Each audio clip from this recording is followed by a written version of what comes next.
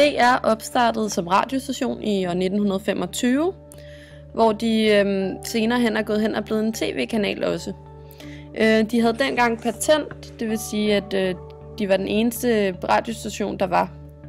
Alt DR laver er i public service. Det er finansieret af staten gennem når vi betaler til licens.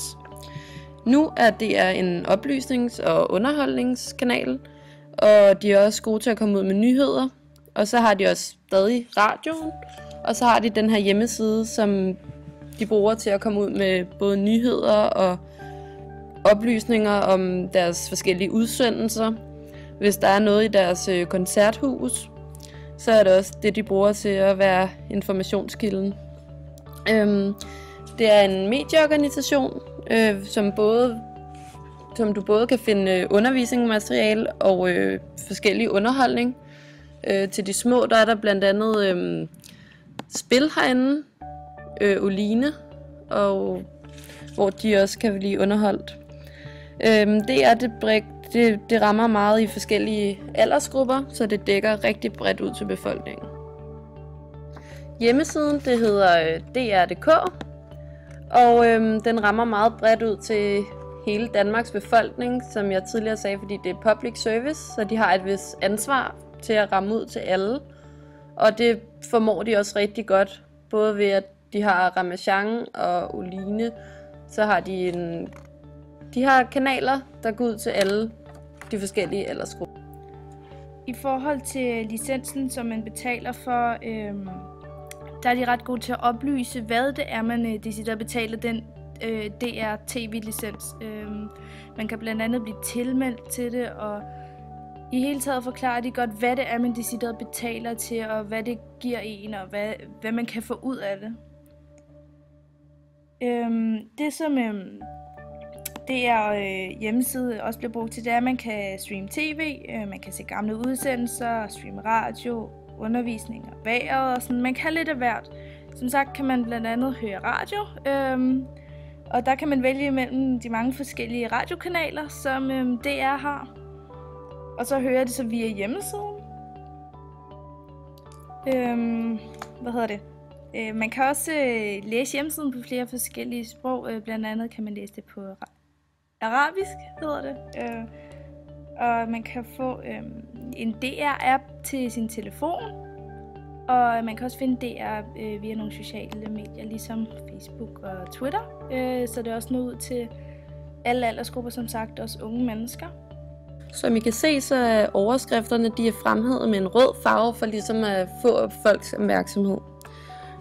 Overskrifterne de er også lavet med fed, sådan så at det ligesom bliver fremhævet, at man kan få brugerens opmærksomhed. Skriften er i meget forskellige farver, alt efter hvilken side du går ind på. Så når du klikker her, så kan du for eksempel se, at punkterne de er røde. Hvor hvis du klikker videre på politik, så skifter den så til en blå farve. Og sådan skifter det mellem alle siderne. Skrifttypen det er den samme, som gennemgår på alle siderne, men det slinger efter skriftstørrelsen. Det kan du se, der er mange forskellige skriftstørrelser her på forsiden, alt efter hvad de vil have, vi kigger på. Farverne, som der er de mest gennemgående farver, der er på hjemmesiden, det er sort, blå og rød. Hjemmesiden er lavet på den måde, at det er praktisk design. Det er noget proppet. Der er rigtig mange billeder og meget tekst. Og på den måde gør det, at det er en fængende hjemmeside, men samtidig også noget stressende, ved at der er så meget, som man bliver fyldt med valgmuligheder.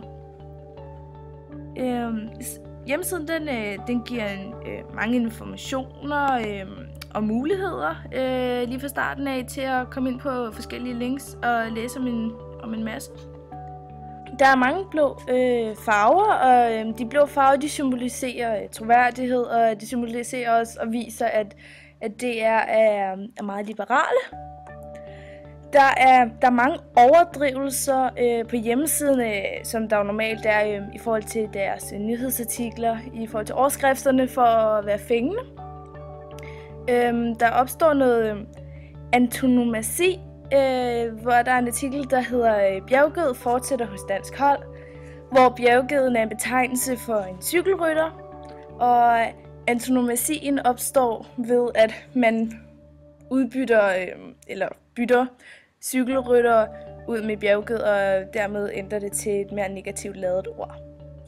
DR er en meget brugervenlig side, og der er mange muligheder for at lave interaktive opgaver og spil, som blandt andet Oline her. Ja. Hej, det er mig, der hedder Oline. Jamen, hej. I toppen af hjemmesiden, der kan du se, hvornår den sidste nye artikel er blevet udgivet. Og hvis du kigger ind under nyheder, så er det meget nemt at finde rundt i de nyeste sager, som er lige for tiden. Blandt andet terror mod Charlie Hebdo, som er der bliver meget omtalt lige for tiden. Og blandt andet ISIS. Siden den er proppet med rigtig mange links. Lige meget hvilken side du går ind på, så findes der henvisninger til nye sider. Og så kan du fortsætte videre til nye links. Det er en meget fin punktopdeling, der er på siden. Du kan se de forskellige punkter, blandt andet her. Det er meget nemt overskueligt. Ved hvad du end leder efter, så kan du finde det og gå ind på det. På DR's hjemmeside, der er der ingen unødvendige reklamer. Og det er blandt andet, fordi det er public service. Så efter kigget på hjemmesiden, der bliver man ikke irriteret over, at den er proppet med reklamer eller noget, for det har vi faktisk slet ikke noget af. Og det gør den også rigtig troværdig. Noget andet, der er med til at gøre DR's side troværdig, det er, at der er en kontaktside, hvor du kan gå ind og søge, hvad du har brug for hjælp med, og så derfra så bliver du viderestillet til, hvad du skal have hjælp til. Og blandt andet, som vi også har nævnt tidligere, så er det med, at de har de der licensforklaringer, så folk de ved, hvad de betaler til. Det er også med til at vise, at de har en stor troværdighed. En af de store troværdighedsfaktorer, der er på DR's hjemmeside, det er, at de har noget, der hedder DR-panelet. Det er, hvor alle brugere, der er over 15 år dog, de kan komme ind og melde sig til det her panel, og så kan de komme med ris og ros til DR, og så bliver du meget lyttet til som forbruger. Du kan også give dem ændringer til, eller forslag til nye programmer, eller hvad du synes, der er mangler på DR. DR er Danmarks førende medie.